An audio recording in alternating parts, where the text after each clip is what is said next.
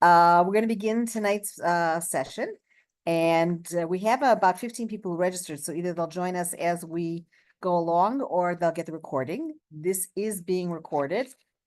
You will receive a link to the recording. It might take a couple of days, but you will receive a follow-up email with a link to the recording and with some of the links that we are going to be sharing right now, okay? We have a chat box that you can write in questions. I suggest waiting. We'll do topic by topic, and then if you have a question that we didn't cover or a question about that topic that somehow we missed, please then you can mark it in the chat box. And Aviva will put in links as we go along, but again, they'll be also in the follow-up email that is sent. So first, I'm going to wish you most important. First of all, I want to introduce you to my colleague. That's most important, Aviva, who is part of our post-Aliyah advocacy team. And we both want to wish you all a mazal tov mamash on your Aliyah. It's super exciting. We're always thrilled when new Olim come. It really is just really wonderful to see. And at this time, which is not such a simple time for Israel and for our people, it's just really heartwarming that more Olim come, and really important. Just your being here really is an important addition to to Israel. So again, Mazal Tov, and acknowledging that this might have been your dream forever, but I don't think anybody's dreamt to come specifically during a war, and we really, everyone in this country appreciates each and every one of you. Before I continue, I said it's going to be recorded. If anybody is willing to put themselves on camera right now, I see myself and Aviva. It's not a must. And I know that, late evening, whatever, you might be too tired, but it's always nice to see people while we're giving the session. Obviously, up to you. Tonight's session is going to be divided into three main parts. One is introducing you to your post-Aliyah home in Nefesh B'Nefesh. 2 is discussing a little bit about emergency resources, and 3 is going through the post-Aliyah guide. So as I said, Aviva and myself are part of the post-Aliyah and advocacy team. We also call ourselves the answers team. If prior to your Aliyah, you each had your own Aliyah advisor to whom you would reach out to as needed, you now have a full department. We're about 10, 11 people in the department. You don't have one person assigned to you, rather you have the whole department assigned to you. You can reach us by writing answers at nbn.org.il or calling us at star 3680. Yay, people put their cameras on. And there's a cute new Ola there, sweet new Ola, I guess I should call him. Send an email to answers at nbn.org.il or call us at star 3680.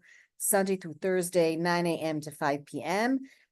We really try to answer that phone, and we really try to answer those emails as quickly as possible. Keep in mind, the last week in August, well, we're almost done with August, which is impossible to believe, but it's a very, very busy season for us, and we're out just like we were meeting. I might have met some of you at the airport. Aviva might have met some of you. We're always at the airport meeting the Olim as you come on group flights, on cluster flights, on individual flights. So even though we try to respond within like one working day, please, your patience is appreciated, especially during this crazy, wonderful month of August. You should always feel free to reach out to us with any type of questions. Would like to say it's better to reach out to us when you have a question rather before it becomes a problem. No question is too small or silly. They're all important, and we're there to help you, okay? Sometimes our answers are going to be pointing you in the right direction and you could do it yourself. Sometimes we'll take you hand in hand and help you through whatever needs to be done. But that's what we're here for, okay? We have, our department does all sorts of things. We send out monthly emails reminding you of milestones on your Aliyah journey. We run Zooms like this for people when they first come. We run Zooms every month also, what's called an open forum, often on a certain topic, sometimes just a general open forum for questions and answers. We have our queue, we have our email address, we have what's called a regional coordinator. Some of you might have been reached out to already. These are people who work for Nefesh B'Nefesh, some part-time, some full-time, calling Olim from a certain area to be a warm, welcoming hello face to share local resources with you and sometimes to assist in the very first pointing in the right direction for answers to your questions. Your regional coordinator is not an Aliyah professional in that they're not trained like Aviva, myself, and the rest of my department. Whose names I can go through all of them, but don't need to. They are trained in order to know what answers to give you so that you can find sometimes the answer is going to be contact answers at NBN. That's what you should do then. And they're there to provide you with local resources. So again, your post Aliyah time, you don't have one advisor, you have all of us, and we're really happy to help you. That's who we are. Now, I'm going to share screen. Share, and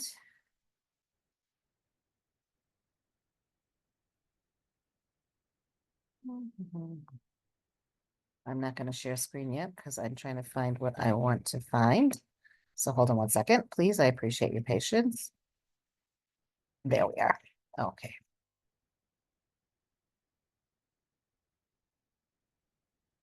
Okay.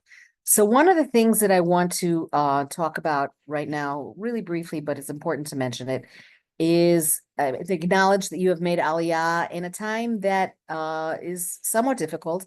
I think even for Olim who have lived here 5 years, 10 years, 15 years, 20 years, and certainly even for Israelis who were born here, nobody's really ready to be living in a wartime, so to speak, okay? And that can raise all sorts of questions and all sorts of anxieties that you might not think you were going to have. It can also make you feel all the more, and I've heard that a lot, all the more certain and motivated to be living here. And as I said, we at Nefesh B'Nefesh, and I believe everyone in this country, is all the more grateful, happy, amazed at your Aliyah. I'm sharing this page here, emergency resources and preparedness. I'm not going to go through the whole page. There's a lot of information here. I do want you to notice that there's something called useful phone numbers in emergencies. Just in general, by the way, it's important to have this information handy because it's not the same as what you're used to in North America. It's not dial 911. It's dial whatever you need for whatever you need. Okay. These are important, not even in emergency, just not related necessarily to emergency. These are important phone numbers to have. This is really what you should know about the Homefront Command and official resources in emergency times. And what's really important is to download the Homefront Command app to your phone if you haven't yet done it. There's also other apps that will also, if there is, God forbid, a siren, you'll hear it on your phone. You should also hear it wherever you are, but you'll hear it on your phone. And it would be remiss if I would be remiss if I didn't remind you, tell you, suggest to you that you should have that handy so that, again, hopefully everyone will have we have quiet days ahead, but we know that that's not always true. And the Homefront Command is the best site to have, both because it will sound as to, you can put 10 areas of interest and you'll hear the sirens in those areas if there's a siren that runs in that area. And also there's very, very helpful information about where to go to in case of an emergency. I will just show you one more thing on this page. There's something called webinar recordings. And if I click on to open it up, where did it go? Here we are. This very first one, it's from November of last year. It's still 100% relevant and 100% excellent. She was really good, Nurit, who's herself an Ola, and she serves as a officer in the Homefront Command, and she gave a session on how to choose a safe room and how to know what to do in a time of emergency. It's really helpful. Okay. Stop share. There's other stuff on this page that's helpful, but that's basically what I wanted to point out. So that's number one. I hope that we don't need to talk more about emergency resources. If you have questions, raise your hand or put them in the chat box. I'm happy to answer now. And this will just also, as a springboard, just to remind you, our website, which you probably use extensively in preparing your Aliyah, also has a lot of information post Aliyah. And you can find a lot of helpful stuff just by Googling emergency resources, NBN, or Israeli passport, NBN, or whatever. You come across our article, read it through. We're here to answer your questions. I suggest it's really good if you do read through stuff first, so that you have a basic understanding, and then we're there to help. Okay. No questions in the chat box, Aviva? Okay. So now I'm going to share my screen with our post Aliyah guide. This guide you should have hopefully all received in, there we are, in the airport, actual paper guide. But if you didn't, you should have also received it, a link to it, in the email invitation, and you will receive a PDF copy when I send out the follow-up, or when Aviva sends out the follow-up to this session with the recording link. This guide, I'm gonna just make it a teeny smaller, is very, very helpful. And in my opinion, needs to be really what you go to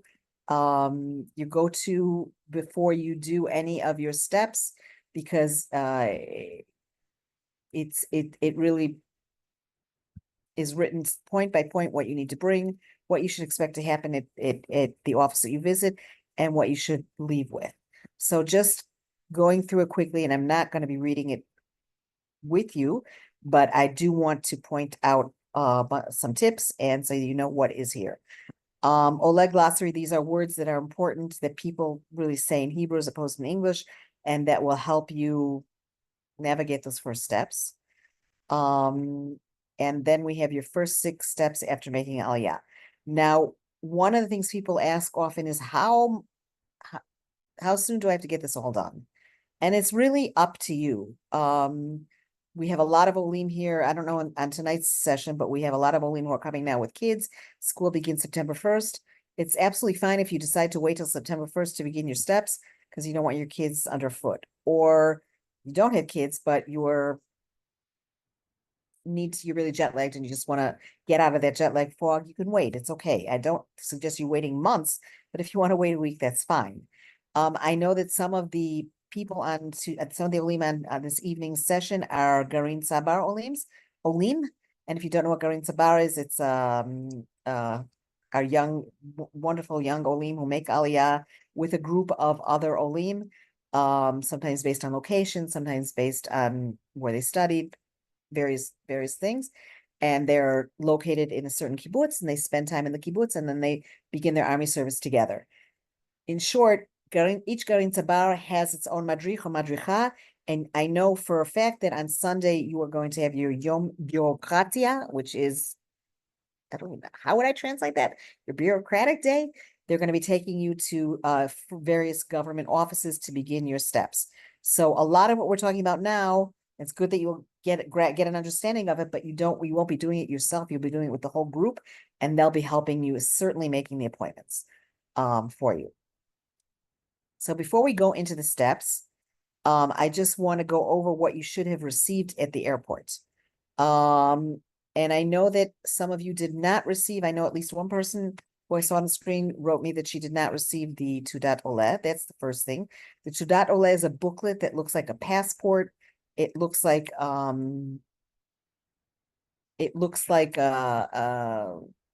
passport. It might also be called a Tudat Zakaut.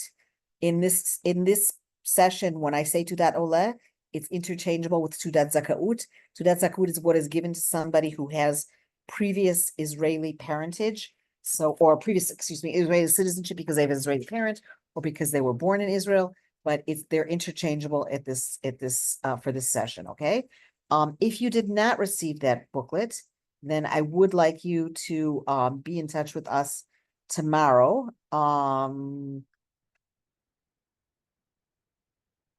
And we can explain to you why you did not get the Tudat Ole.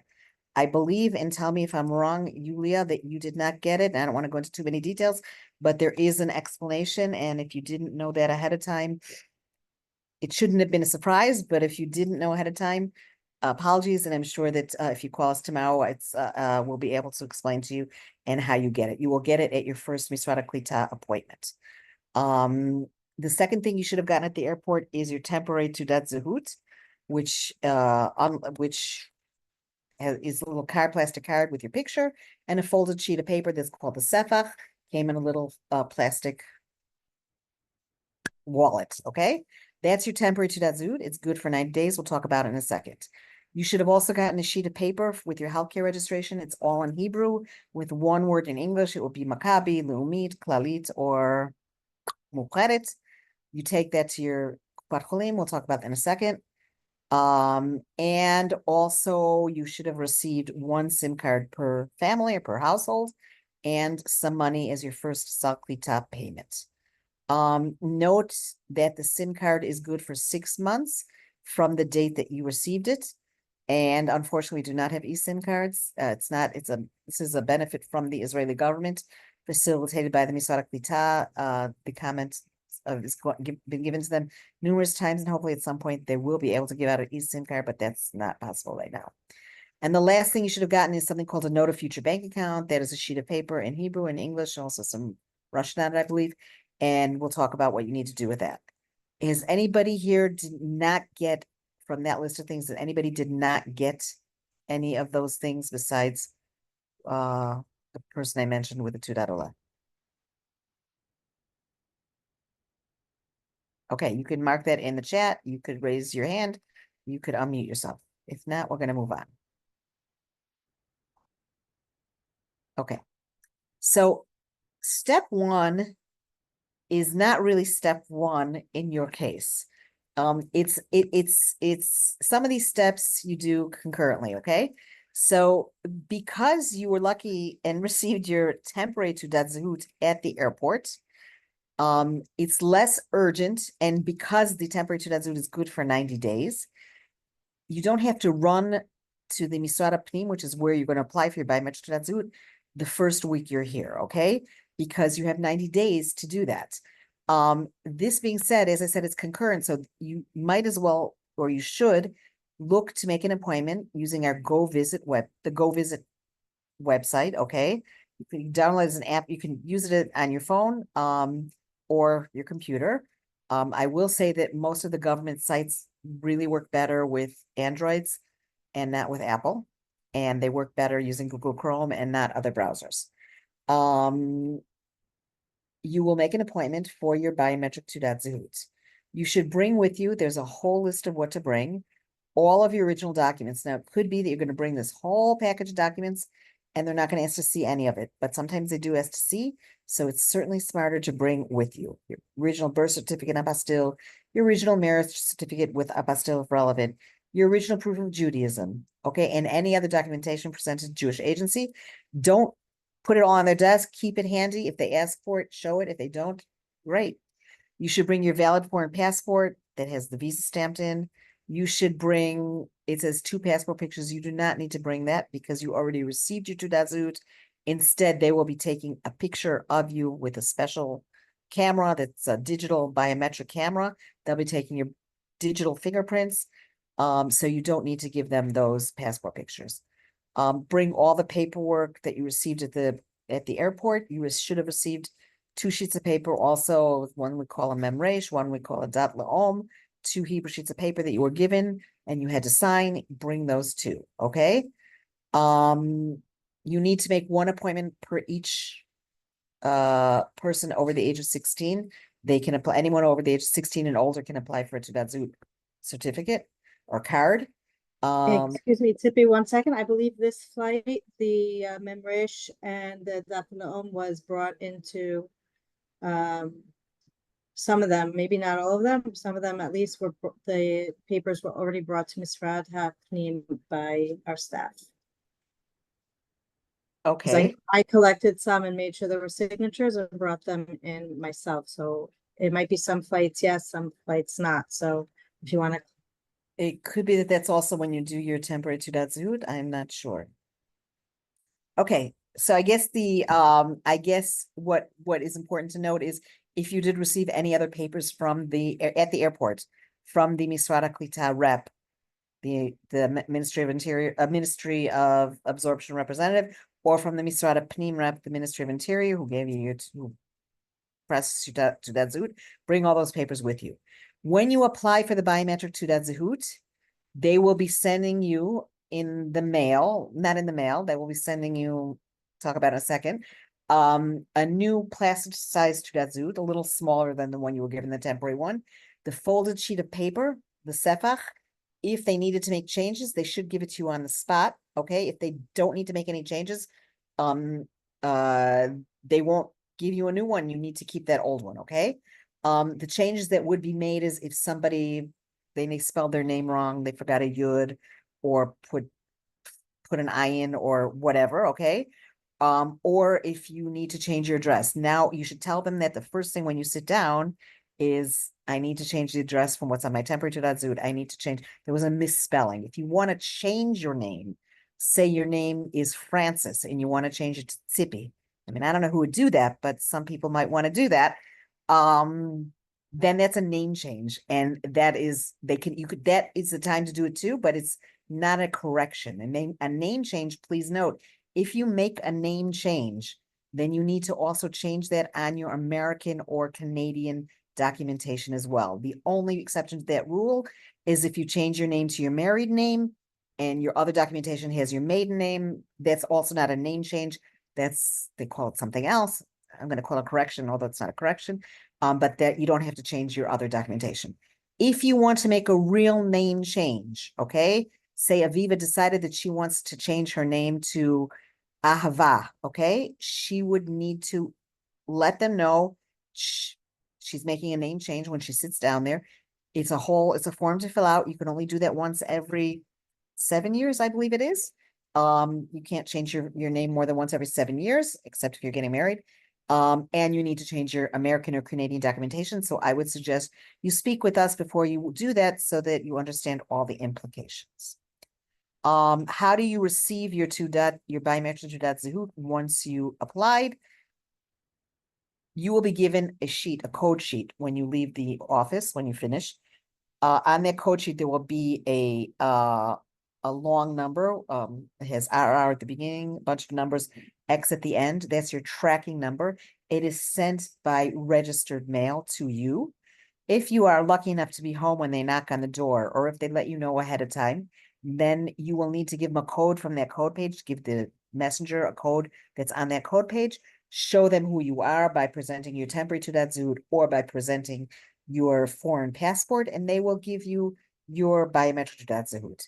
The overwhelming majority of the time, the person receives either or both a text message and or a little postcard in their mailbox saying, now go to this and such post office to pick up your biometric Zehut. You will not know where you pick it up until you get that message. The tracking number, if you put it in immediately at once you finished applying for the biometric Zehut, it will show up as not in the system because it only shows up once it's left the biometric Zehut factory and begins its journey to you. About 2 weeks ago, we were told there is no need to activate your Zehut, even though you get a piece of paper saying you need to activate it. And that's what had to be done up until a few weeks ago. It's activated automatically, so you don't have to worry about that. You will, when you apply for your Zehut, need to give a phone number, a local Israeli number, cell phone number, to which you will receive a text message, which you should follow, which will tell you it's now on its way. Once they get a message saying it's on its way, you can start tracking it, okay? Or it's waiting for you at the post office, or the messenger's coming tomorrow, or all sorts of things. So be sure whatever phone number you give them, even if you decide you want to switch that number out and change it, you need to keep that SIM card active and available until you're finished with this whole Zehut thing, okay? If somebody does not have you should all have your Israeli SIM card, so it shouldn't be a problem. But if for some reason you're not using it and you don't have an Israeli phone number, it could be your friend or your mother or whoever lives in this country, but it needs to be somebody you trust implicitly to give you at whatever message you receive at that phone number. Have I forgotten anything? Oh, to make the appointment, use the Go Visit site. This is the logo you're looking for. We have a very good tutorial which shows screenshots, English, Hebrew, to be able to make that appointment. I will say that, first of all, you can go to any of the branches that you want of the Misad HaPnim, of the Ministry of Interior. You do not need to go to the branch in your city, although that's certainly the most convenient. I keep on saying Misrat Pnim, and if you can read this small writing by this logo here, it says in Hebrew Rashutu Husin Bagira, and in English Population Immigration Authority. It's one and the same. The Misrat Pnim is a part of this. This is the more inclusive name, and more important, this is what the logo looks like.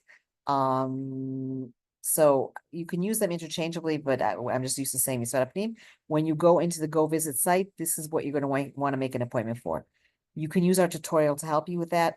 You will see, if you go in now, you will see there's no appointments available anywhere. And you're going to say, well, silly nefesh benefesh, how am I going to make an appointment? So just a few things. One is last week, August, there's not much happening, meaning offices are working on skeletal staff, if at all. Some of the offices are closed. So appointments aren't being opened for the next week, week after, and so on. That's number one. Number two, there's slots are available, but they're also they're taken daily. Okay, so we suggest people go into the site between 8:15, 8:30 a.m. in the morning, when many of the offices open up more appointments for same day, sometimes next day, same week, next week. Some offices open for much further along, but you should not make an appointment for 4 months from now. That makes no sense. You're not going to see appointments for 4 months from now. You just need to be patient. You've tried 8:15. There's no appointments. Try once more too. Okay. It's not they only open up in the morning. Branch managers open up the appointments based on how many people they have working the next day, how many slots are already taken, and so on and so on and so on. Some branches, it's either easier to find appointments than others. So if you're not having luck in your, I don't know, say you live in Beit Shemesh, you're welcome to come to Yerushalayim. You're welcome to go to, that's all easy to get to, Mevaseret Zion, Tel Aviv, Ma'ale Adumim. You don't have to stay in your own city. Of course, people who have mobility issues, just keep on trying, okay? If you've tried for a number of days, twice daily in the morning and then in the afternoon, and you're still not finding anything, give us a call. We don't have a stash of appointments, hidden away that we can give out. We don't. We have no more say in getting an appointment than you do, but we can keep our eyes open and know that Jack Cohen is really looking for an appointment in the Tel Aviv area and he hasn't been able to find it. And then you'll hear us, in the morning, somebody looking at the site and saying, oh, there's lots of appointments available in Tel Aviv. And then somebody's going to rush and make him that appointment. We don't do it. We want you to try and do it yourselves too, but we can help if you run into issues. Are there any questions? Okay. We are then going to go to the next step, which is opening your bank account. And I said they're concurrent. You can make the appointment for the Misrat Pnim. It's not a rush. You want within the first 90 days so you can get your before your temporary Teudat runs out. But you can open a bank account already tomorrow. Most banks want you to make an appointment. Some banks, it's very easy to make the appointment online. Some it's so not intuitive. So if the bank is anywhere close to where you are, you can walk into the bank and ask them if you can have an appointment for today, or ask them if they can help you make an appointment. I have heard Olim say that the bank gave me an appointment for 2 weeks' time. That's not acceptable. I mean, you just need to say that I'm an Oleh Hadash. I can't wait 2 weeks. Is there an earlier slot? If they say no, you're going to need to go to another bank. Okay. What you should bring with you is listed here. I will tell you that opening a bank account takes a minimum an hour. It can take maximum, I don't want to say. It could be, I did this with my brother who made Aliyah a few months ago, and it took us almost a full 3 hours. There's a lot of paperwork to fill out because the Israeli banks need to comply with the American and Canadian banks who are very nervous about money laundering. You must bring your social security number, and you'll have to fill out a W-9 form. The reason it might take a real long time at some banks is sometimes they need to get the approval from their main branch. Gonna get a toaster. You don't get a toaster. You don't get anything except the pleasure of paying fees for everything you do in a bank. Baking in Israel is very, very different than baking in North America. You're doing them the favor. They are not doing you the favor. You certainly, this is the Middle East. You can certainly ask for a discount on the bank fees. if anybody hears from Beit Shemesh, I'm told that Pagi, which is like the only, like they have 2 branches and I don't know, Beit Shemesh, they give a year free fees to Olim. Some other banks give 50% discount. Some will say, come back in half a year and we'll see how, and they're not joking, and we'll see if you've kept your account is a good standing, and then we'll give you a discount. Okay, bank fees are always cheaper for anything you do online. Anything you do face to face with a banker is going to be more expensive, the fee. I suggest that you make a list of the questions you want to ask. I suggest this for every single appointment you have. Make a list of the questions, because whoever's going to be in front of you, the clerk or whatever, they're going to want to finish and move it to the next person. And you don't want to be rushed. You want to know what questions you have to ask. I want to make sure I order my checks. I want to make sure I get my password to do internet banking. I want to make sure, I don't know what else I want to make sure. I'll make a list of those questions, and that way you won't go home and say, oh, I forgot this. And okay, Tippy, while you're thinking of your next word, if you don't mind, I do suggest when ordering checks or a credit card, you request to pick it up in the bank if that's convenient for you, because the mail here is very slow and not that dependable. And if you want to get it quickly, you just have them go pick it up when it arrives from your branch. by the way, a tip that I've given over the years is send yourself an empty envelope. I don't care, put something in it, to your mailing address. If it's somewhere where you're actually going to be staying, but if you're just there for 2 weeks, no, but to make sure that you actually get the mail at the address that you think is your mailing address. And also be sure to put on your mailbox your name in Hebrew and in English. Okay. Thank you for your tip. This is also when you need to bring one of the sheets of paper you got at the airport that's called Note a Future Bank Account. The bank will need to fill out the bank account details, your bank account details. They at the bottom need to sign, date, and stamp. I have heard of Olim having to go back to the bank because somebody forgot to stamp it or somebody forgot to sign it. So just double check that they've done all that. You then will be giving that to your Misrata Klita rep when we talk about that step, okay? But that's where you wanted to get that filled out, and you want to keep that handy. How do you choose a bank? You know, some people choose the bank because it's next door to their house. Some people choose a bank because their uncle's brother works there, or that would be their uncle too. Their uncle's sister-in-law works there. Somebody choose a bank because they heard from their neighbors that they're really, really good. Some people choose a bank because there's an English banker, an English-speaking banker. There's no one reason to choose a bank. You need to like decide which factor is the most important. Some banks are open on Sundays and closed on Fridays. Some are open on Fridays and closed on Sundays. For some people who work American hours, that's really American days, that's really an important factor. So you need to keep all that in mind. Okay. There is here a very helpful Facebook group, Living Financially Smarter in Israel, run by Rivka Leibowitz, who is an Olah of many years and a financial advisor. And it's a very helpful Facebook group with all sorts of tips and information about banking and other things financial in Israel. Any questions? Tippy, I'd just like to mention, if people are looking at the chat, I put in 2 sources. One is an article on banking in Israel. The link is there, as well as a link to a recording of an NBR webinar, Introduction to Banking in Israel. Thank you. So that will remind me to tell you, we have all sorts of pre-recorded webinars, Zoom sessions on our NBN Post Aliyah YouTube channel. You could just Google it. You can find it in our website. Go to events, it'll say previously recorded webinars. And thank you. That's an example of it. Okay, next step, and this is in order. You have to first open a bank account before you can go to the Misrata Klita. Because what you're going to be doing, Misrata Klita is the Ministry of Aliyah and Absorption. The real name is Misrata Aliyah Klita, but I make it shorter because they lengthened their name a few years ago. The Misrata Klita is where you're going to be applying for the rest of your Sal Klita monthly payments. So if you go without your bank account details, you're going to need to go back again, and that is a shame. You make an appointment. They've made it very simple. Call *2994.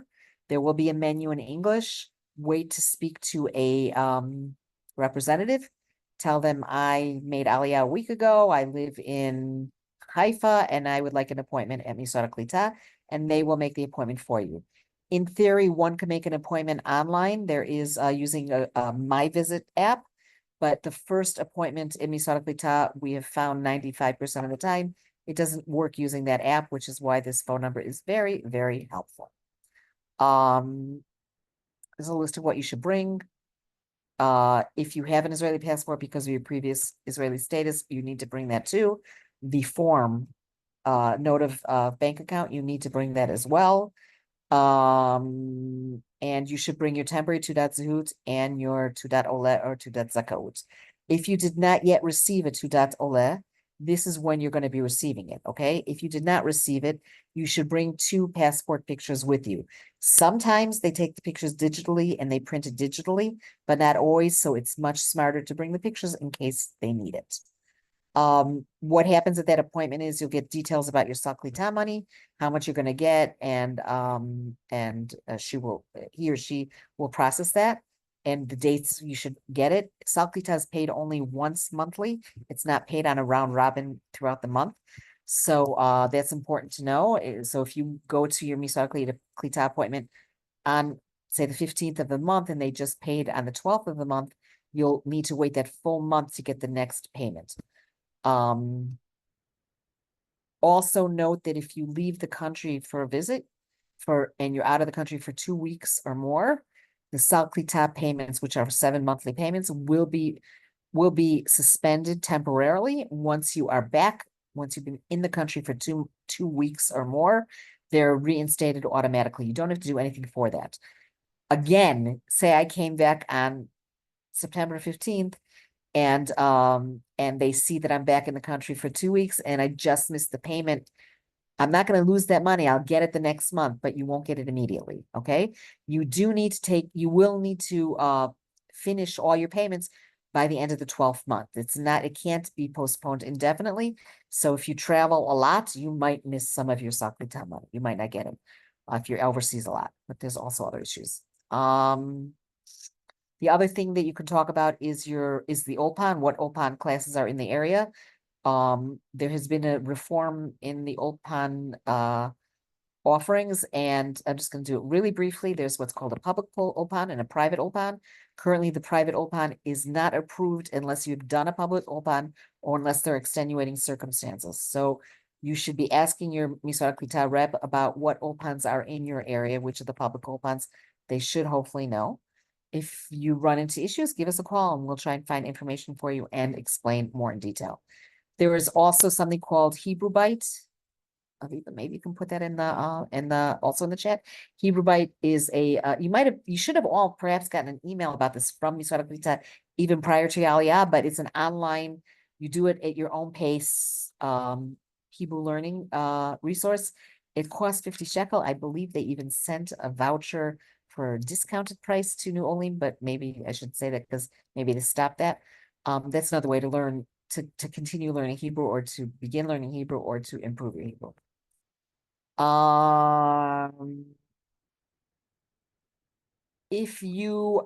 Is anybody here, did anybody was not signed up for healthcare at the airport?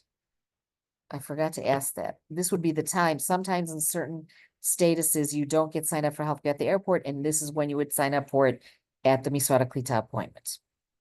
Again, for our Garin Sabar kids, or not kids, our Garin Sabar Olim, young adults, you will have this appointment, and the appointment for your biometric Zehut, and I believe the bank appointment made for you as a group. So you don't have to worry about making the appointment, but it's good to know what you need to bring. I'm sure they'll help you know also what to bring prior to each appointment.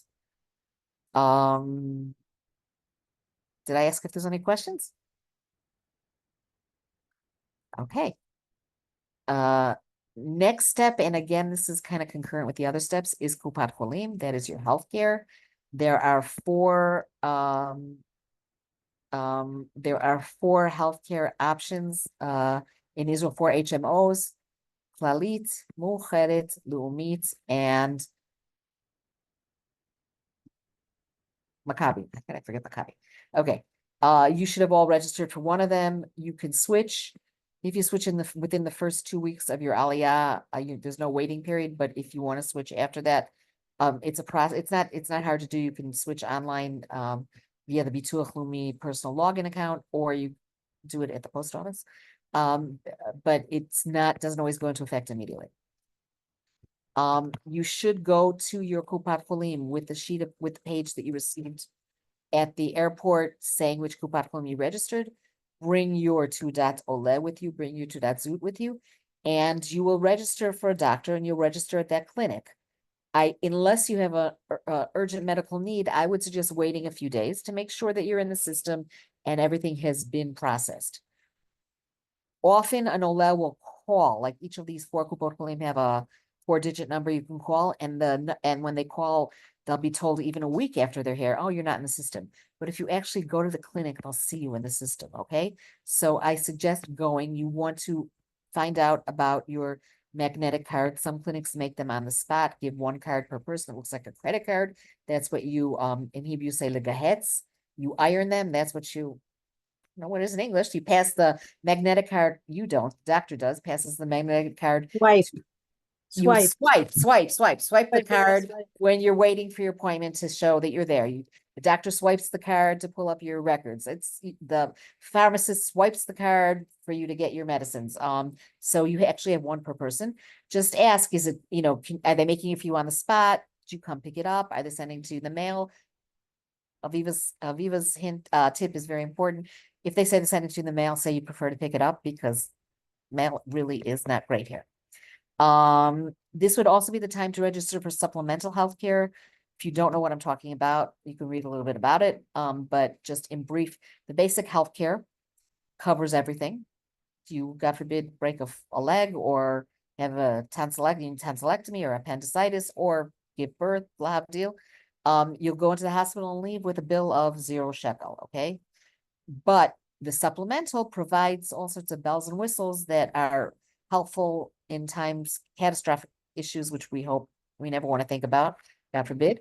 But also things like if you need physical therapy and you want a physical therapist to come to your house as opposed to having to go to their clinic, they'll pay you back 60 or 80% or whatever. You need to get medical orthotics, you'll get paid back a certain amount. That's what supplemental gives you, okay?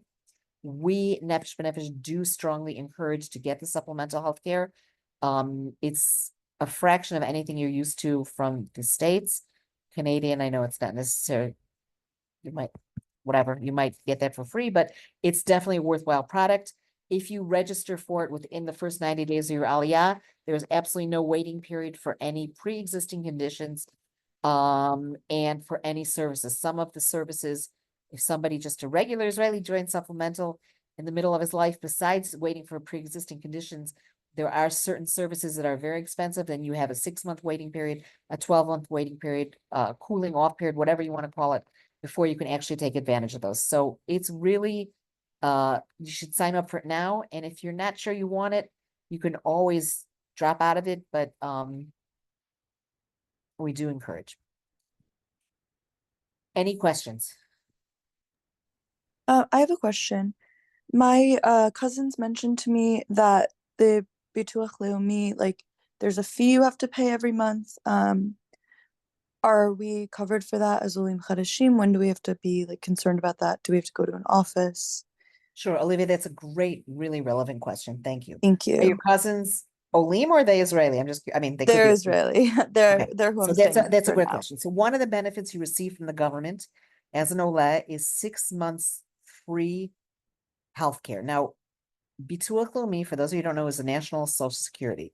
They are, among other things, that are facilitators of the healthcare tax. I'm not going to Israel's history, but it wasn't that long ago. It was in my lifetime when the change was made. I remember it, where they became the facilitators, where people we pay a certain fee to the Bituach Leumi monthly, and they divvied out to the various Kupot Cholim as per how many members they have. You get that free for the first 6 months unless you begin working in Israel. If you work in Israel, the money is deducted directly out of your pay slip, or if you're an independent contractor, you need to pay it and it's a percentage of how much you earn. Okay. So if you begin working before 6 months are up, you will need to pay for it. It's automatic. If after 6 months you're still not working, or you're a student, or you're happily retired, how nice, you do need to take care of setting up direct, you need to take care of paying quarterly. It is currently 116 shekel per month per person. It goes up a few shekel every year, with cost of living, whatever. It's easy to set up. It's much, in my opinion, easier and smarter to set up like a direct debit from your credit card or from your bank account than to every quarter have to go online or go into the bank or go into the post office to pay. Which reminds me, we send out monthly emails. Aviva is good at that. We send out about 9 emails during the first year. We remind you of things such as this. We'll get close to your 6th month. Now is the time for you to set up the payments for Bituach Leumi if you haven't yet done so, or if you're not working, okay? We try to remind you of all those things. So you could put a reminder in your calendar. You're in your 5th month. Look into it. What do I do? You're working, you don't have to do anything. You're not working, you're retired, you're still on OPAN. It's not a difficult procedure. We can remind you, explain to you what to do. You can Google it, look in our website. We're here to help, okay? You don't have anything to worry about yet. For anybody who is under retirement age, there's another part of the payment that you begin in your to pay in your 13th month. Again, unless you're working, and then it's taken out as well.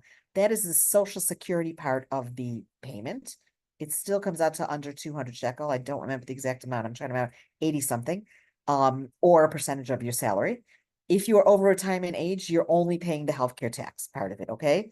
You're not going to be getting a pension, yet you do, God forbid, disability, or one of the things they cover is free burial and stuff like that, but you don't need to pay into that.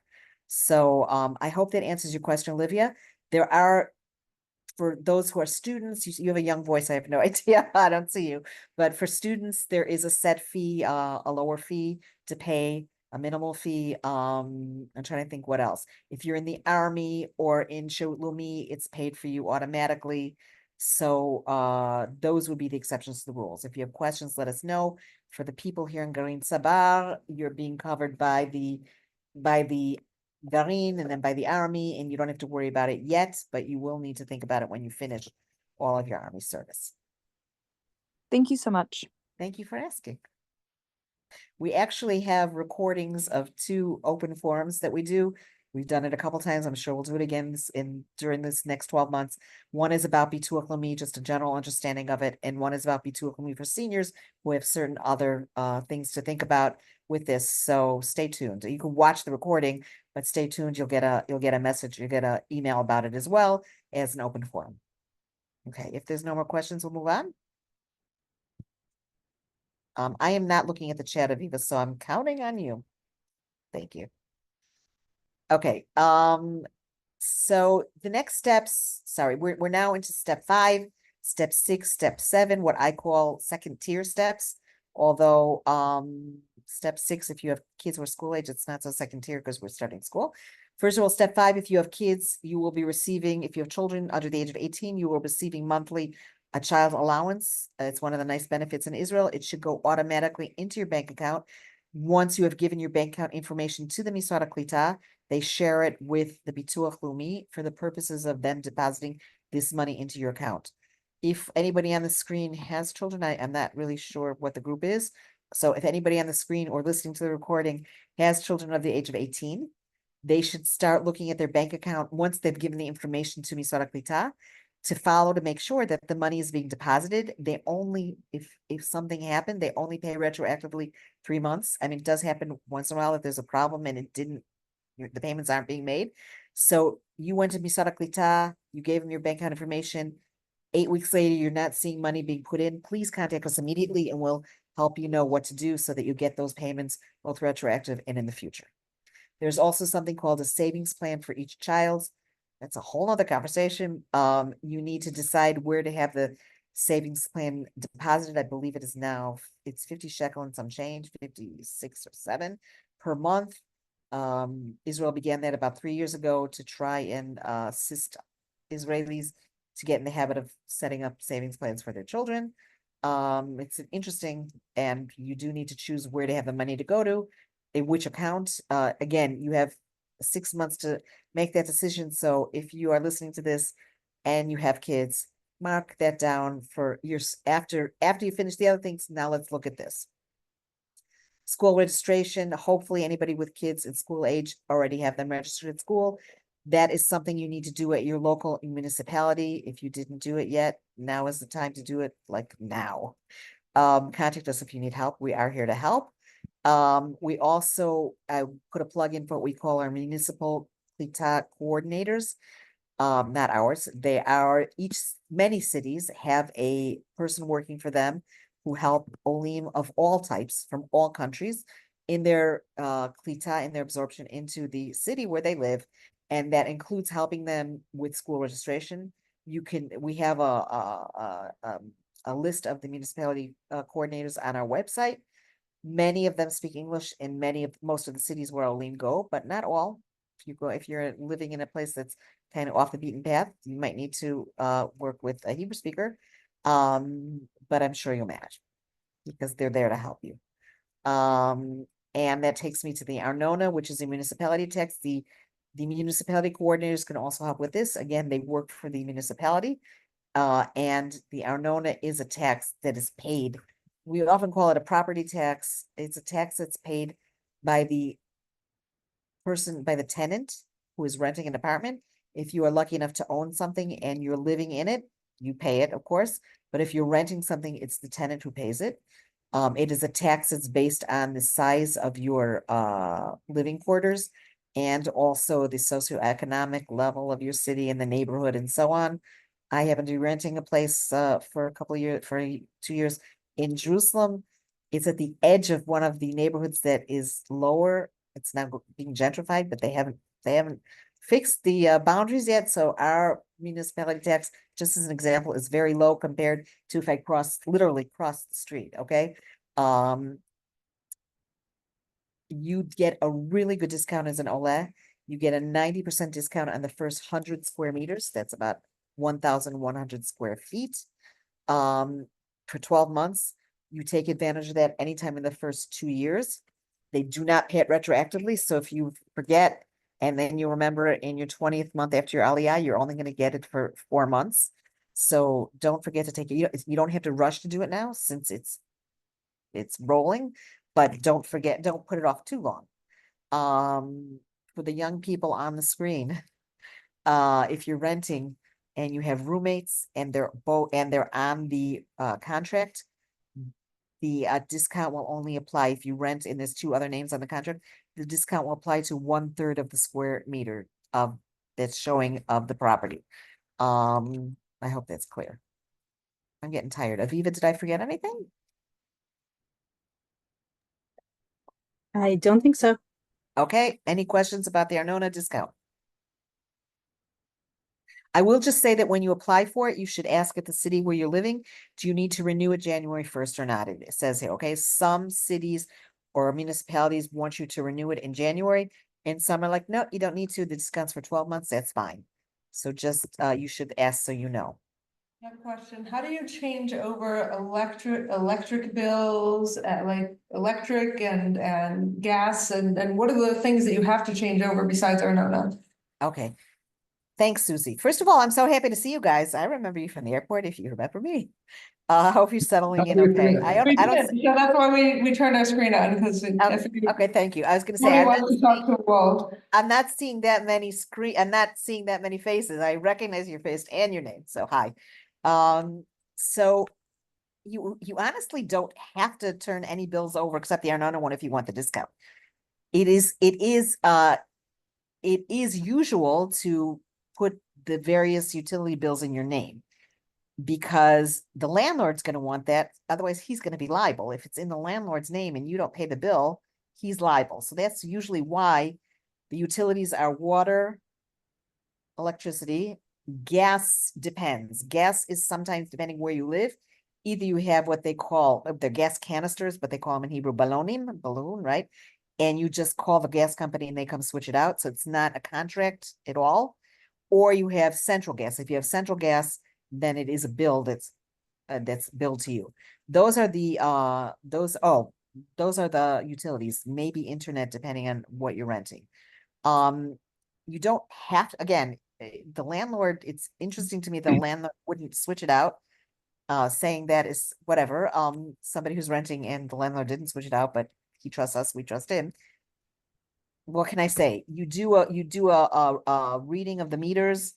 And we actually have an article about how to do this. So I'm not going to go into more details, but if it's not detailed enough for you, give us a call, okay? And we'll help you. Again, the gas company, you should check and see if it's central. It's pretty clear to know because the canisters are like on the side of the building. New building have central lots of times, and old buildings never do. I would just say that if somebody is renting an apartment that is kind of like carved out of the house, like, they built a home and they built on a small granny flat or whatever you want to call it, a small yichidat dior in Hebrew, or somebody's living in a place where the owner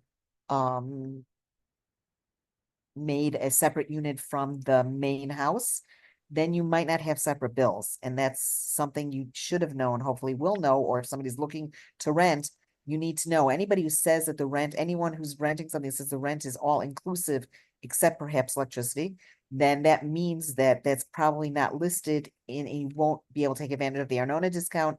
And they probably you won't put the water bill in your name because it's not necessarily a legal unit. I'm not implying that somebody's going to come and kick you out because it's not legal. I'm just saying it's probably not licensed legally. Usually they always put in a private, if that's the case, an electric meter because electricity is expensive and there's like no way they're gonna like guess how much you used. But if you're in that situation, just make sure that you're being charged the right amounts. Okay. If you're sharing with someone, you don't want to be paying for somebody else's water or electricity. On the same note, if you don't mind, City, I personally would feel more comfortable if I knew I was staying on top of the bills, because let's say the previous tenant's name is still on something and then 3 months in, they suddenly realize it, or they just stop paying it. And all of a sudden they turn off your water or your gas or your electricity. And it's, it's better if it's on your name, and that way you're getting the bills and you're in control of the payments. And if it gets turned off, it's, I guess, nobody's fault but your own, not someone else's. Also, when you sign a contract, usually you will make a meter reading with the landlord. Either take a picture of the meter or write it down of the electric meter and the water meter, and if there's a gas meter. Because if something happens and it turns out the previous tenants didn't pay, you have it very clear between you and the landlord what the meter reading is when you moved in. Okay? Tuchman's, are you renting right now something long-term? Or you have that's what I forgot to say about the Arnona. By the way, the Arnona discount, you must show them a long-term rental contract. I said that last week to Nola, and they're like, long-term? There is no long-term in Israel. Long-term in Israel means 12 months. Okay. Are you already renting something for 12 months? Or are you looking? Yeah, okay, fine. Okay. Driver's license conversion. This is already really, really long, so I'm going to do this very briefly. You can drive, the most important thing here, you can drive for 1 year on your foreign driver's license from date of entry. That's an international law, by the way. It's everywhere. 1 year from date of entry means that if you visited Israel, but you've been out of the country, out of Israel for 3 months or more, the clock starts over. So you guys made Aliyah, let's just say August 20th, okay? And you last visited here in March. August 20th is the date that you use that you can drive legally for 1 year on your foreign license. If you came in July to look for a rental and you made Aliyah in August, then the July entry date is what you use, okay? If you were away for 3 months or more from Israel, 90 days, then the clock started over. I can't emphasize the importance of this enough because I'm not worried about a policeman stopping you and giving you a ticket because you're driving illegally, because honestly, I don't know the policemen know this law or care. I'm worried about, God forbid, you getting in an accident. And even though you're paying insurance, even if you're renting a car and you're paying insurance, if the insurance company sees that you're driving illegally, they will not cover your claim.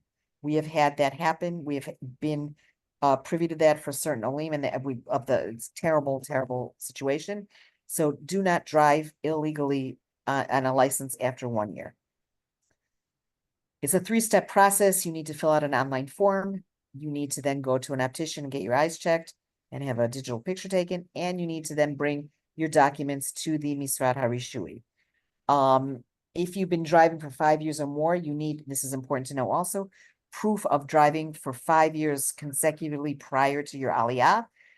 Your license might show 5 years, because you haven't renewed it in a while, or your license might have been renewed a year ago, so it's only showing 1 year. If you have your old license, you need to have a current valid license, the physical one. If you have your old physical licenses, that's amazing. Most people don't. If you have a picture of them, that is usually enough. If you don't have a picture of your previous licenses and you need more proof, you should go on the DMV website of the state where you had your license issued. I forget what that's called in Canada, but it's similar to the Department of Motor Vehicles. And each state calls it a little bit something else, but you want to print out, sometimes you have to order it and it costs money. Usually you can order it and it's free. You print out your driving record. Truthfully, nobody cares that you've been driving for 40 years. We just need to see, they need to see that you've been driving for 5 years successively prior to your Aliyah. Making an appointment for the Misrat Harishu at the end, you use the Go Visit site. It's really, appointments are usually available immediately. So that's good. When you fill out the online form, it does include medical questions. If you need to answer yes to any of those questions, you should get a doctor's letter from an Israeli doctor on Israeli letterhead in Hebrew, stating that he is your doctor, taking care of you for such and such conditions. You take the following medication.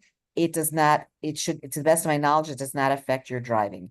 That will prevent the Israeli DMV, which is called the Misrat Harishui, from moving your application over to their doctors, which could take forever, a year, 6 months, 8 months.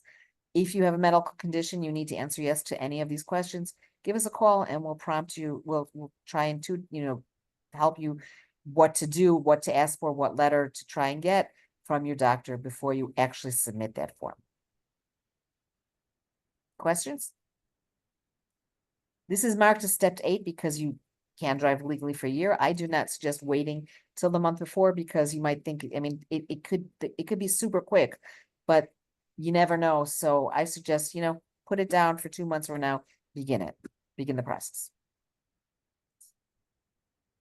Israeli passport. When you travel in the first 90 days after your Aliyah, you do not need to have any type of Israeli travel document.